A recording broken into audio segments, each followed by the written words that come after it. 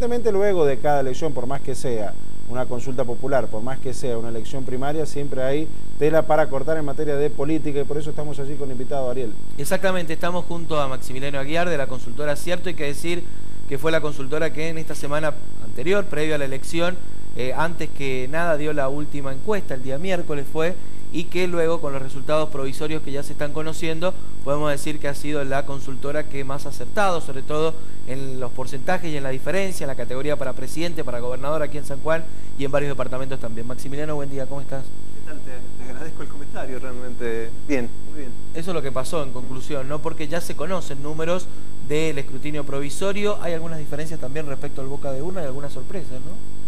Sí, bueno, a ver, en principio resultados finales, yo no puedo comentar el boca de urna, digamos, porque claro, nosotros no realizamos, pero sí en los resultados oficiales estaría ganando el oficialismo en 17 de 19 departamentos, el Frente para la Victoria. Hay 2 departamentos, caso de Angaco y caso de Valle Fértil, donde en un caso por alrededor de 10 puntos, Angaco, y en otro por bastante poco, digamos, que es el caso de Valle Fértil, estaría ganando Unión Producción y Trabajo.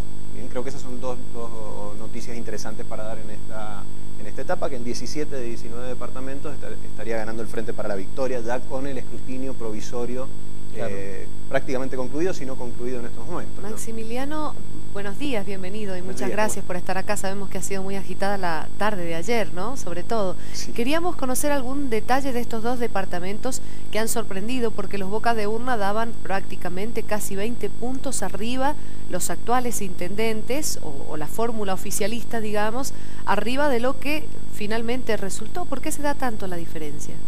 A ver, yo desconozco qué puede haber sucedido en esa cuestión metodológica, digamos. En algunas mediciones previas que nosotros teníamos resultados similares a los que se terminaron dando, tanto en Valle Fértil como en Angaco, y bueno, será para analizar en términos políticos para los intendentes, para el intendente en el caso de Valle Fértil, pero la diferencia en Valle Fértil es muy pequeña, hay que decir que... ¿Y el diputado de Valle Fértil, por ejemplo?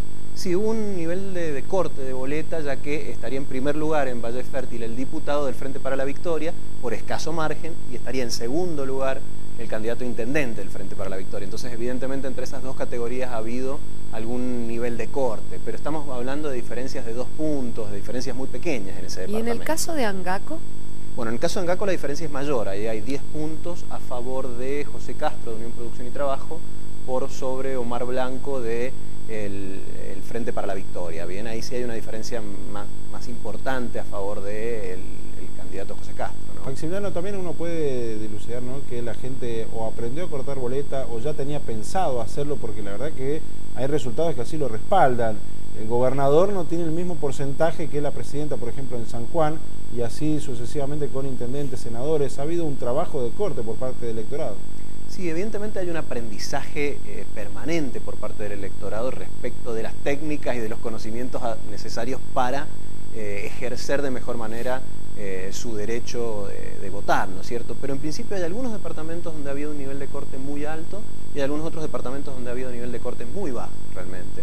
Es inferior al caso de Rawson. En el caso de Rawson el nivel de corte ha sido mínimo, digamos, y ahí ha aparecido un triunfo muy importante a favor de Juan Carlos Gioja, sacando incluso casi 40 puntos. Extendiendo la diferencia a lo que se hablaba en ese boca de urna y en las encuestas previas. Tal cual. El caso de Rawson 40 puntos de diferencia a favor de Juan Carlos Gioja sobre Gustavo Rojas. 39 y monedas. Estamos hablando de una diferencia enorme en virtud del escrutinio provisorio, ¿no? Y en algunos otros departamentos... Posito, por ejemplo.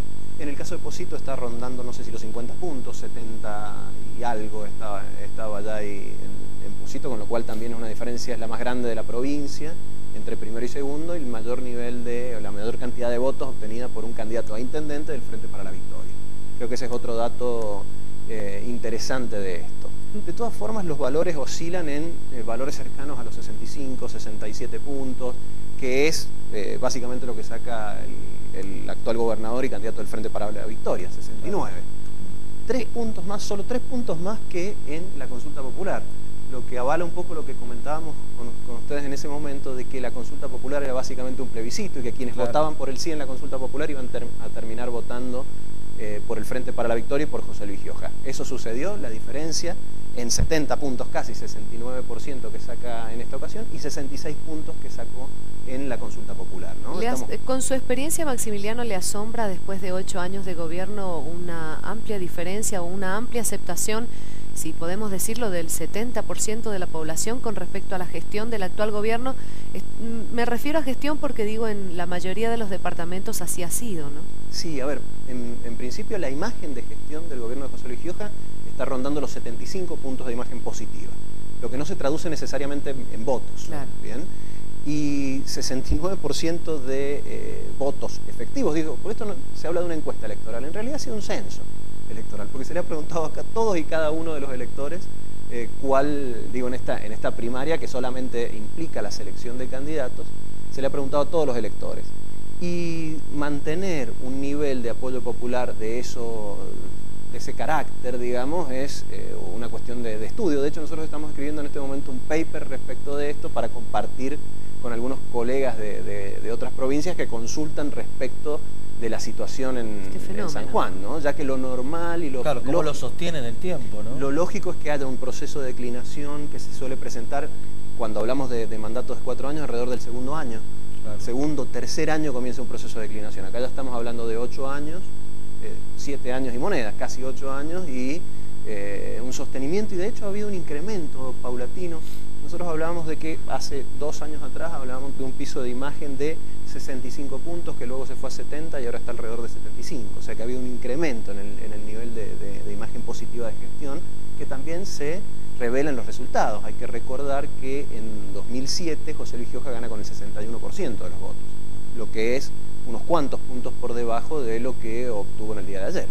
En el caso de Ullum, Maximiliano, que estaba muy apretada la diferencia en un boca de urna. Sí, ahí habría ganado el oficialismo por 2 o 3 puntos. Se ha mantenido, digamos, ha sido muy peleada, muy reñida esa elección, pero el oficialismo, el Frente para la Victoria, está por encima por 2 o 3 puntos.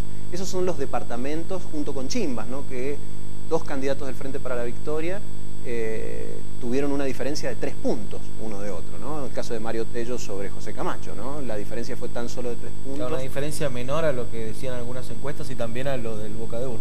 Diferencia claro, cercana. Nosotros teníamos algo menos de 6 puntos de diferencia. Estábamos muy cerca dentro del margen de error técnico en los datos que publicamos aquí el miércoles.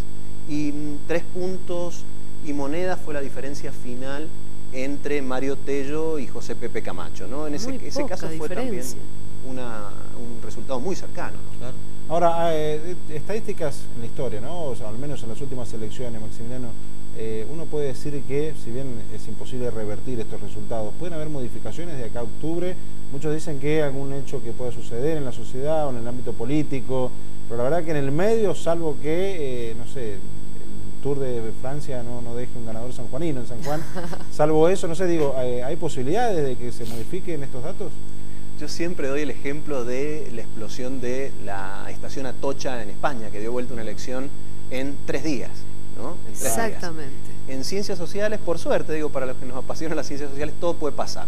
Ahora, en términos de probabilidades, en estas condiciones es muy poco probable que en la provincia en general, en el país, ¿no? En la provincia y en la mayoría de los departamentos de San Juan haya modificaciones sustanciales. Lo cierto es que las distancias en general han sido tan amplias que revertir eso deben existir hechos como la explosión de alguna explosión silenciosa dentro de la opinión pública que genere una modificación de ese tipo.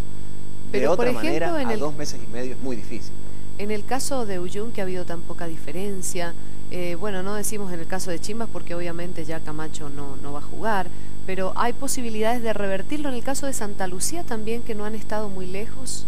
A ver, en principio, mientras menor es la distancia, mayor es la probabilidad de revertirlo, ¿no? Esto es un juego de partido y revancha, ¿no?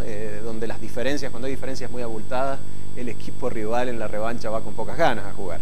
En este caso, cuando hay diferencias muy pequeñas, bueno, aparecen varios envalentonados. Y en ese sentido, el caso de Ullum es un caso muy particular, porque el modo de hacer política en departamentos con muy pocos habitantes es muy distinto al modo de hacer campaña en departamentos grandes, ¿no? Claro. En el caso de Ullum, 2 o 3 familias dan vuelta una elección. Lo cierto es que es de ese modo, ¿no?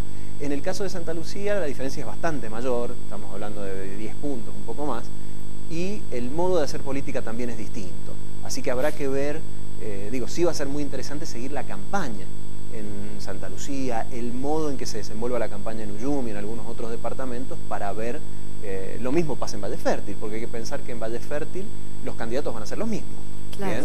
Y las distancias son tan estrechas que lo cierto es que van a haber algunas campañas para alquilar balcones. Si bien el panorama general es de una diferencia muy importante a favor del Frente para la Victoria, de un segundo lugar muy claro a favor de Unión Producción y Trabajo y Roberto Basualdo, y de un tercer lugar lejano para Todos por San Juan, ese es el panorama general de la provincia. Hay algunos departamentos donde va a ser muy entretenido y vamos a tener que estar todos muy atentos para ver qué pasa hasta octubre, ¿no es cierto? Maximiliano, usted es un hombre que lleva mucho tiempo trabajando en esto. A nivel general, ya hemos hablado de todos los temas, pero a nivel general, 2 o 3 puntos que le hayan sorprendido de esta elección. A ver, en principio, la diferencia en Rawson ha sido aplastante. Ha sido aplastante y creo que eso tiene mucha implicancia política tanto en el arco del oficialismo como en el arco de la oposición. La diferencia entre segundo y tercero ha sido muy importante y esto deja un panorama político muy claro y creo que es, por un lado, el Frente para la Victoria y por otro lado, Unión Producción y Trabajo claramente establecido como la segunda fuerza electoral. Esa es una cuestión. Otra cuestión, bueno, los resultados en algunos departamentos que charlábamos hace un ratito. Y una tercera cuestión, la bajísima performance de Luis Martinazo en Santa Lucía. Que lo cierto es que nosotros en la última encuesta lo dábamos claramente en segundo lugar de Orrego, sí. Pero lo cierto es que Martinazo hizo una elección muy pobre en Santa Lucía. Y creo que eso también es una novedad política, ya que la diferencia de 10 puntos entre Fuentes y Orrego no se debe a caída de Fuentes, que se mantienen los guarismos, sino a una caída muy fuerte durante el mes de campaña de Luis Martinazo. Claro, creo que eso también es una Orrego. Sí, una novedad que creo que es interesante de esto. Eso en términos generales las cuestiones más salientes. ¿Te habrá jugado en contra a Martinazo esto de ir por fuera del justicialismo, no tener la chance de linterna y aparecer de un día para el otro prácticamente en el Frente Todos por San Juan con Colombo? Sí, a ver, ese tipo de cuestiones afectan. No siempre afectan, pero muchas veces afectan. Este caso es un caso claro donde lo cierto, que nosotros en la progresión de mediciones, hay que recordar que en la primera medición lo teníamos casi igual, claro, a Orrego y a Martinazo, estaban en empate técnico, lo dijimos aquí al aire, y en la última ya había una diferencia sustancial a favor de Orrego. Eso evidentemente es gente que cambió de opinión. Y bien, y esto seguramente tiene que ver con este proceso de transformación política que sufre Luis Martinazo, pasando del Frente para la Victoria en tan solo 24 horas a Todos por San Juan. Maximiliano, eso seguramente lo afectó. Una última pregunta, al menos de mi parte. Con respecto a los diputados proporcionales, la gente votó, digamos, Gioja sacó el 70%. ¿También en un 70% eligieron a los diputados? No hay cortes en ese sentido, digamos, no hay algún pensamiento de la gente de decir, bueno, voy a tener una Cámara de Diputados con un 70% de oficialistas. A ver, en la cabeza del elector lo que funciona son los cortes por ejecutivos. Se corta o presidente, o gobernador, o intendente. En el elector sanjuanino y el elector argentino en general, el rol específico de, digo, y es una cuestión para trabajar en términos de calidad democrática, claro, de los legisladores es un rol menor en los términos de selección de candidaturas. Con lo cual, en este momento, que creo que ese es otro dato interesante, ¿cómo estaría hoy compuesta la Cámara de Diputados en la distribución de proporcionales, ¿no? Y estaría 11 para el Frente para la Victoria, 3 para Unión Producción y Trabajo y 1 para Todos por San Juan. Esa sería la distribución de los legisladores provinciales. En cuanto a legisladores nacionales, claramente y por una diferencia muy importante, estarían entrando los 3 legisladores nacionales hablo de diputados nacionales, claro, los 3 diputados nacionales del Frente para la Victoria. En senadores, 2 senadores Frente para la Victoria y también claramente un senador para Unión Producción y Trabajo. Muy bien, bueno, evidentemente podremos estar un largo rato, vamos a esperar el informe de la consultora Cierto, Maximiliano, para conocer un poquito más en detalle, en profundidad, a los que les gusta las estadísticas, pero seguramente, bueno, va a ser un tema para tratar. Bueno, muchas gracias por invitarme. Bueno, muchas gracias. Ahí entonces el análisis. Lo último, Maximiliano, antes de cerrar brevemente, lo que pasó a nivel nacional, Cristina ganó ampliamente en San Juan. ¿Por qué Duhalde no hizo la performance que tuvo en otras provincias en San Juan, que terminó a nivel nacional peleando el segundo lugar con Alfonsín? ¿Por qué en San Juan le fue tan mal? A ver, suceden dos cosas. Por un lado, digamos, en la región, no solamente en San Juan, pero quizás un poco más en San Juan que en otros lugares, la fuerza de Alberto Rodríguez es importante. Claro. Con lo cual, acá, lo que sería el peronismo federal escindido, que fue Rodríguez A por un lado y Duhalde por el otro, acá hay claramente una ventaja a favor de Rodríguez A por cercanía geográfica. Eso en primer lugar. Y en segundo lugar, Duhalde no fue con candidatos locales, claro, excepto a diputados nacionales, con lo cual la posibilidad de tener una buena elección dependería única y exclusivamente de un nivel de corte de boleta enorme, que como decíamos, si bien existió, no fue tan alto. Y eso explica los 3 puntos que saca Duhalde contra la muy buena elección. Estamos hablando de 16 puntos prácticamente que hace Alberto Rodríguez Sá, ¿no? Acá no hay equivalencia. Muy bien, muchas gracias. Un placer. Maximiliano Aguiar, de la consultora Cierto. Cuántas cosas para analizar, ¿no? Obviamente, cuántos detalles, cuántos datos. Bueno, estamos brindándole la información de último momento, en vivo y en directo, haciendo este noticiero de primera hora. Nos vamos a una nueva pausa en N8 de mañana. Nosotros volvemos enseguida.